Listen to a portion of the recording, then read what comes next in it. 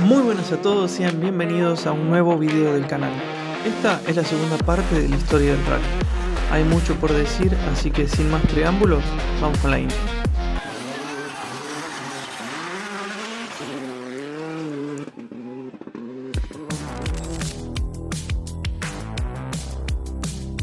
Los años 80. Qué década con tanta personalidad, che. La moda, los colores, los peinados y el automovilismo, que entra en su época dorada, llena de triunfos y tragedias, con autos y pilotos que quedaron marcados a fuego en la cultura fierrera. En el Campeonato Mundial de Rally se da la aparición del Grupo B, que es la categoría más bestia que haya existido en el deporte. Pero para empezar, ¿por qué se llama así? En 1981, como les contaba en el video anterior, hace su debut el Audi 4 con la tracción integral y cambia las reglas del juego. Igual, ya desde hacía unos años, las marcas constructoras solicitaban una modificación en el reglamento, dado que se veían limitados en el desarrollo de los autos. Por eso, para ese entonces, la FIA ya tenía planeado un cambio de dirección para todo el mundo del automovilismo, el cual empezó a regir a partir de 1982, con la creación de las nuevas categorías. Y estas eran el Grupo A, el Grupo B y el Grupo C, con un añadido como categoría de inicio con autos de producción en serie de modificaciones mínimas, conocido como el Grupo N.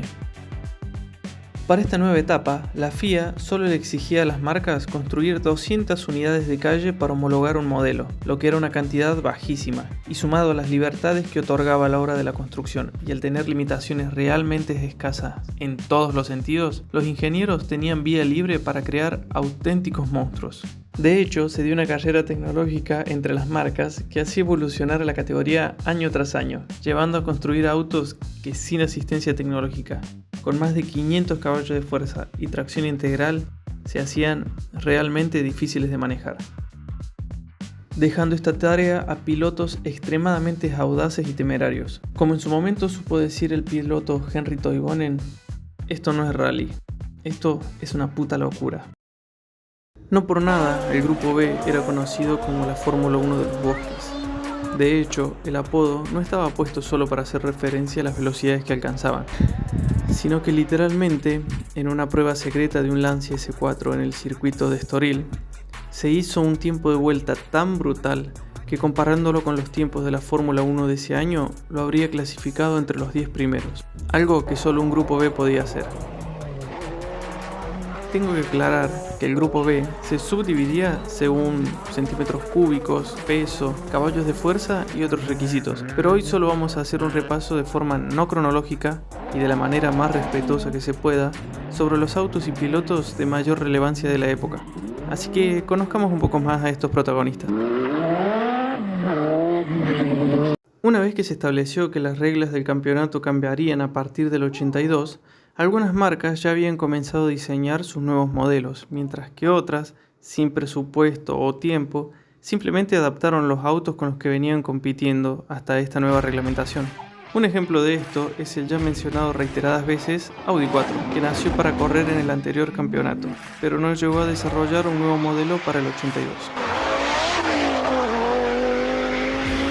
Presentando más adelante y ya con más tiempo, múltiples modificaciones al 4 y evolucionando año tras año hasta entregarnos el mítico Audi Sport 4 S1 E2, que presentaba una estructura mucho más corta que el original, irreconocible por ese icónico kit aerodinámico que lo hacía ver más robusto.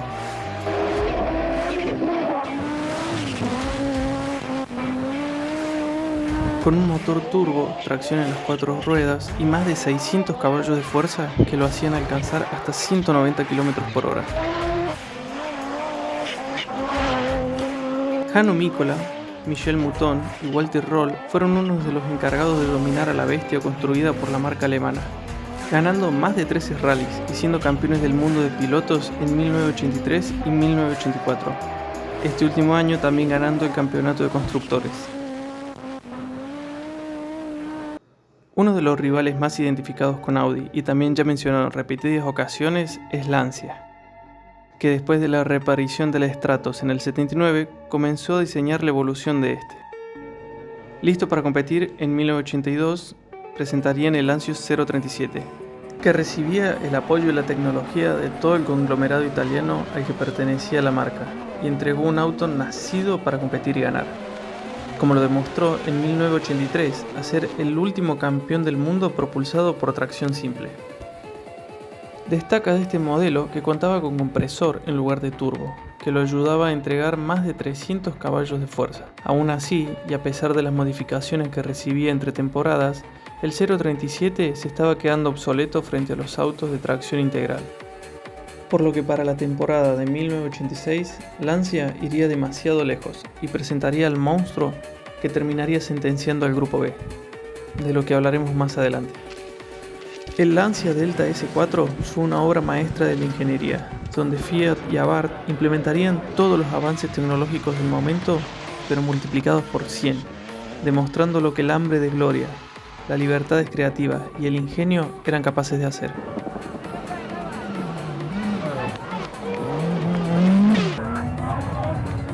Un ejemplo de esta demencia es que el auto contaba con compresor y con turbo, funcionando en simultáneo, lo que le daba potencia en rectas y curvas, haciéndolo llegar hasta los 600 caballos de fuerza, lo que se reflejaba en los 260 km por hora que podía alcanzar, cosa que en ese momento no se había visto ni en la Fórmula 1.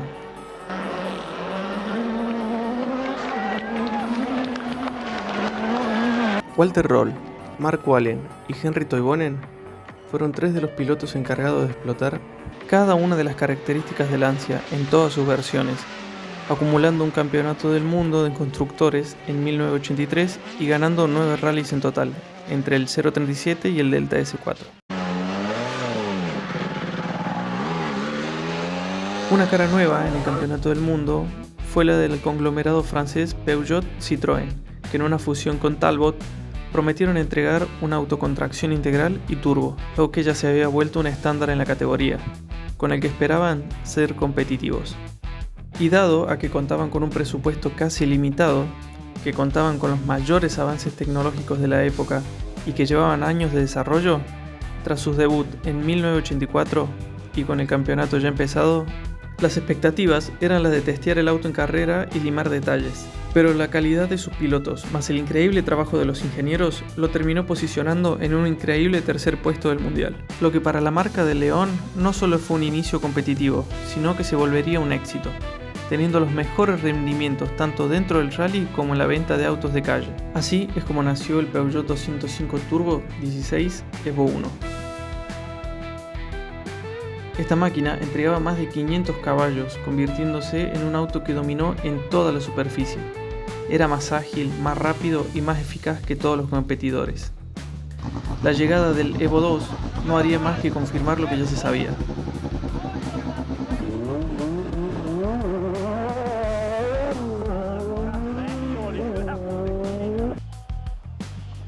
Ari Vatanen, Timo Salonen y Joona Kankkunen fueron de los privilegiados en abrazar la gloria con la marca francesa, siendo dominadores absolutos del Grupo B, habiendo ganado un total de 16 rallies y logrando conseguir el campeonato del mundo, tanto de marcas como de pilotos, en 1985 y 1986.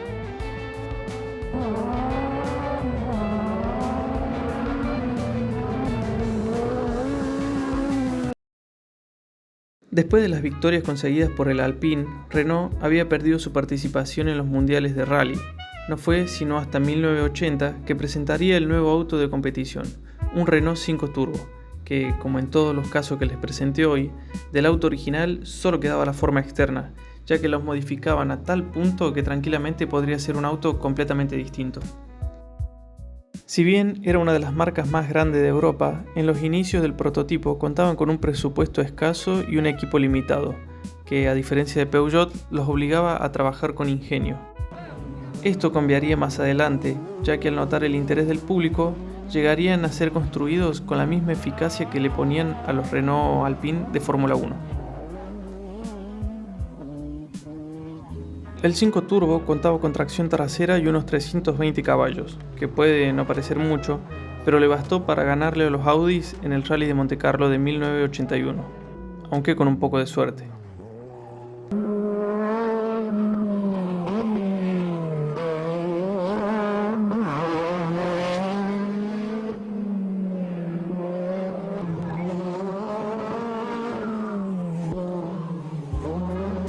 Ya a mediados de la era del Grupo B, intentando ser protagonista y no solo participante, Renault presentaría una evolución, el Renault 5 Maxi Turbo. Pero pese a que integraba tecnología directamente desde la Fórmula 1, la verdad es que nunca logró destacar entre las demás marcas.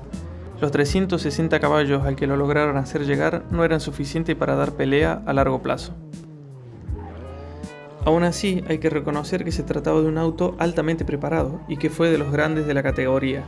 Ganador además del Rally de Montecarlo en el 81, del Tour de Córcega en el 85 y del Rally de Portugal en el 86. Para ir ya terminando, toca hablar de otro auto, que junto al Lancia S4 terminarían enterrando al Grupo B. Desde 1983, Ford Europa ya venía preparando un auto con el cual volver al Mundial de los Rallys, intentando recuperar las glorias que había conseguido durante los años 70. Así es que presentarían el Ford Escort RS200, con tracción en las 4 ruedas y pudiendo llegar hasta los 450 caballos de fuerza.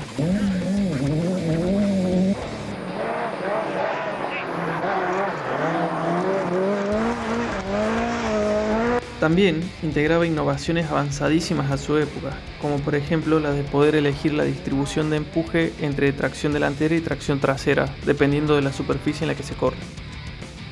Si bien era un auto con un alto nivel tecnológico, le faltaba mucho testeo antes de competir, pero para la marca no había mejor test que la propia competición, por lo que decidieron soltarlo a las pistas en la temporada 1986. Si prestaron atención, todas las historias concluyen en el mismo año, y es que a pesar de ser la categoría más recordada en el mundo del automovilismo, solo duró 5 años, desde 1982 hasta 1986.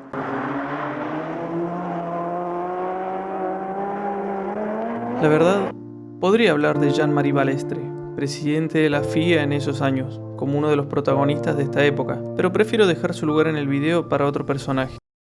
El público.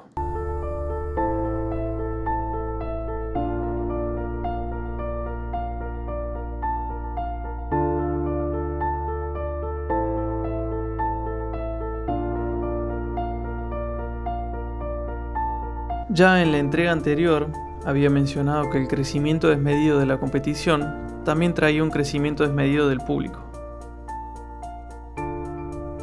Para los últimos años del Grupo B, la gente se amontonaba a los costados del camino esperando ver pasar a los autos. Pero como si el peligro no fuese suficiente, había quienes literalmente se ponían frente a los competidores y esperaban hasta el último segundo para correrse. Son muchas las historias que se hicieron conocidas con los años. Creo que la más famosa es la de los dedos que encontraron los mecánicos de un Peugeot al revisar la toma de aire de un 205. Y pese a la romantización que se le puede dar a estos relatos, con el tiempo, la verdad es que solamente sumaron un conjunto de imprudencias que terminaron con la categoría. En 1985, el piloto de Lancia, Atilio Bettega, perdería la vida en el Rally de Córcega tras chocar con su 037. Eso ya era un indicio de la peligrosidad con la que se corría. Esa fue la primera de las tragedias donde se pudo ver que las libertades creativas, la falta de regulaciones y el ingenio de los desarrolladores iban a cobrar un precio. Para completar con Ford, hay que aclarar que en el 86 venía de lograr un tercer puesto para nada despreciable en el Rally de Suecia y arrancaba el Rally de Portugal con las expectativas muy altas, pero en uno de los tramos más rápidos, llegando al final de una recta en la que el RS llegó a los 200 km/h, el piloto Joaquim Santos, intentando esquivar a un espectador que corrió frente a su auto, impactó de lleno contra la masa de gente que observaba imprudentemente al lado del camino. 32 personas resultaron gravemente heridas y 4 más perdieron la vida, entre ellas 2 menores. Pese a la gravedad del accidente, la organización no cancelaría el tramo de inmediato para el ingreso de las ambulancias. Esa misma noche, los pilotos se negaron a seguir con el rally, dado a que no se presentaban las normas de seguridad, a que las condiciones de competición en ese punto ya eran muy peligrosas y en respeto a las personas y a familiares afectados por el accidente, lo que fue repudiado por la organización que priorizaba el espectáculo. Ese mismo año, la bestia que había construido Lancia fue demasiado, incluso para un piloto excelente como lo era Henri Toivonen, el cual nos dejó junto a su copiloto Sergio Cresto, luego de un accidente sufrido en el Tour de Córcega. Mismo rally en el que había perdido la vida Atilio Betega un año antes. Ahora su frase no suena tan épica como al principio del video. Esto no es un rally, esto es una puta locura. La tragedia conmocionó al mundo del rally y esta vez sí fue suficiente para el presidente de la FIA, que ese mismo día decidió comunicar el final del Grupo B. Lamentablemente poco importan los resultados que le siguieron ese año. Así terminó una historia que pudo ser increíble. Solo nos queda disfrutar lo bueno de lo que fue e imaginar lo increíble que pudo haber sido el futuro, ya que se esperaba una evolución más brutal para el Mundial de Rally, el Grupo S. La verdad es que las tragedias en el rally existieron antes y después del Grupo B, y lamentablemente van a seguir existiendo. Al final, esa es la esencia del deporte, jugar con el peligro y la velocidad. Solo nos queda preguntarnos cómo pudo haber sido todo si hubiese habido más organización. A lo mejor no habríamos lamentado tantas pérdidas y a lo mejor tampoco hubiéramos conocido nada de lo que fue.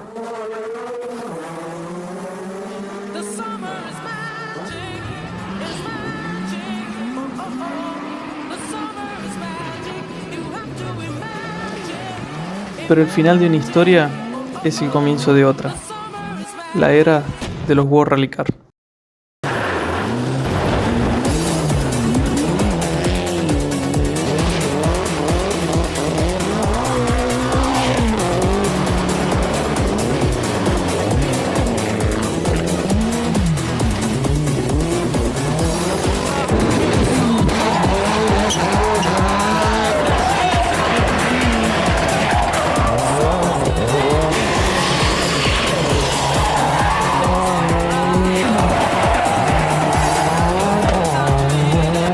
Si llegaste hasta acá y el video te gustó, te agradecería muchísimo que dejes tu me gusta y un comentario.